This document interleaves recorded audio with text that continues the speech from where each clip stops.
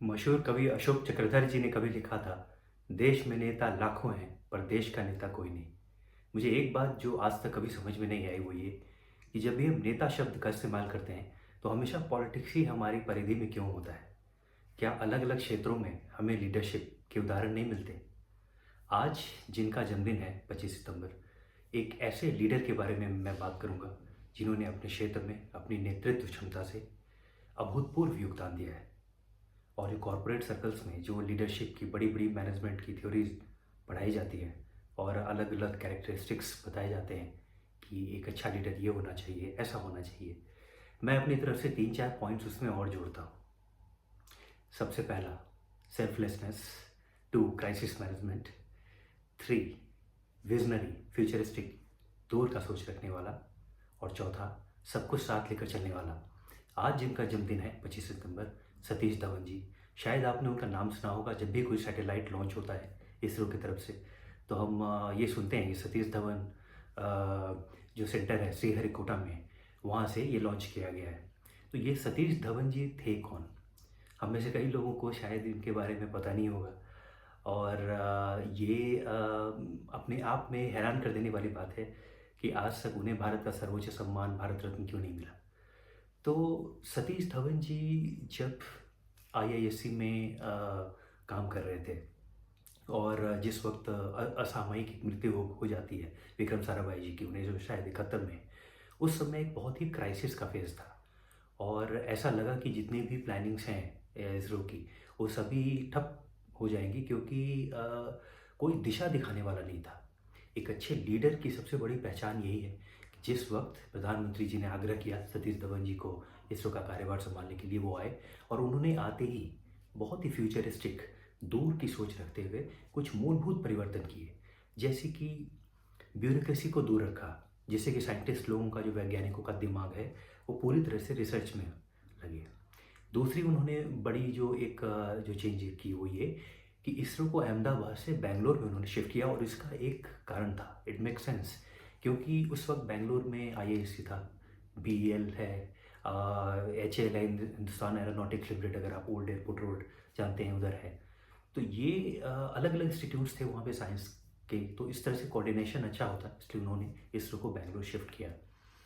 फिर इस तरह के तमाम अलग अलग उन्होंने प्रयोग किए जिससे कि एक एक एक हारमोनी के साथ काम हो सके और पूरा ध्यान जो वैज्ञानिकों का है वो रिसर्च पे रहे। उन्होंने स्वयं जो पीएसएलवी के इनिशियल डिज़ाइंस में उन्होंने उनका बहुत योगदान है। और जो पहला जो सैटेलाइट हमने लॉन्च किया था आर्यभट्ट, उसे कक्षा तक पहुंचाने में उनका बहुत बड़ा योगदान है। आर्यभट्ट के बाद भी आई थिंक रोहिणी नहीं, रोहिणी तो बहुत बाद में आई, भास्कर, उसके उसमें भी उनका बहुत योगदान था। तो तमाम तरीके की उनके उनके अलग अलग जो भी भारत से जो भी सैटेलाइट बनी है हमारी, स्पेस के क्षेत्र में जितने भी हमने काम किए हैं, सतीश धवन जी के योगदान के बिना वो संभव होता ही नहीं।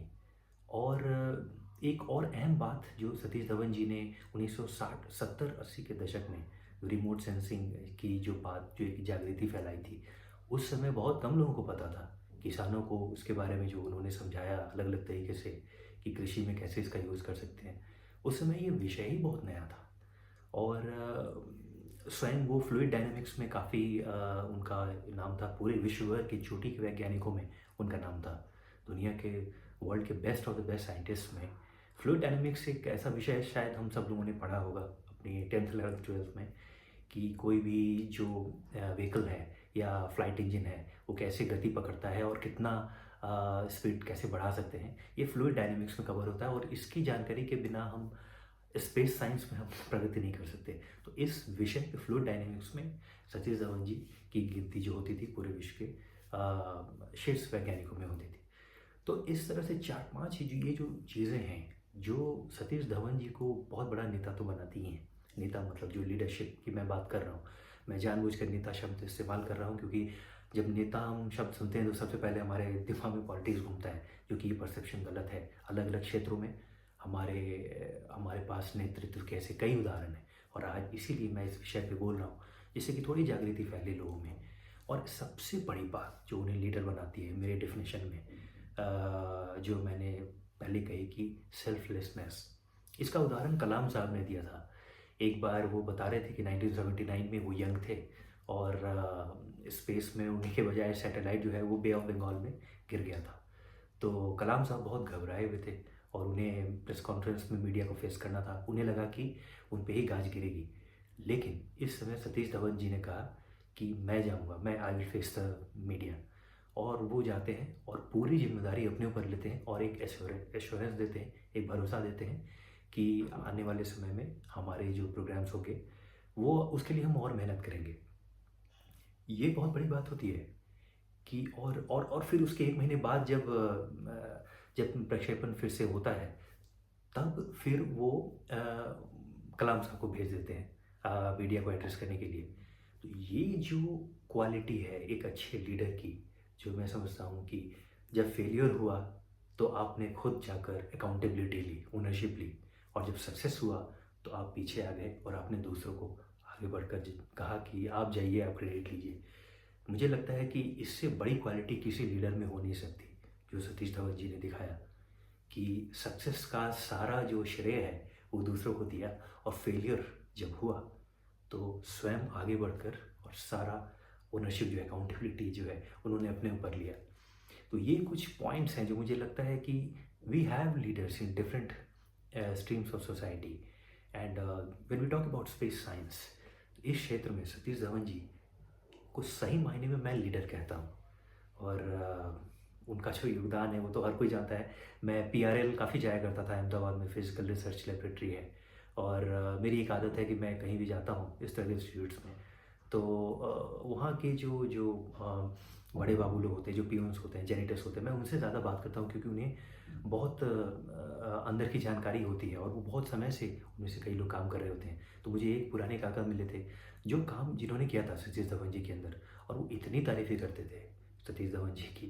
वो बोलते थे कि उनके अंदर काम करके हम सब लोगों को लगता था कि we are all part of the mission. मतलब कहीं न कहीं हम कोई काम छोटा नहीं है, बड़ा नहीं है, और सभी जो लोग हैं वो एक टीम यूनिट की तरह काम करते थे। तो इतने महान व्यक्ति को हम क्या कह सकते हैं, हम उनसे सीख सकते हैं, और उन्हें भारत रत्न दिया जाए तो ये इससे एक बहुत बड़ी प्रेरणा मिलेगी सभी जो युवा वैज्ञानिक हैं उन्हें। और if we are looking for a leader, this person was a leader in true sense.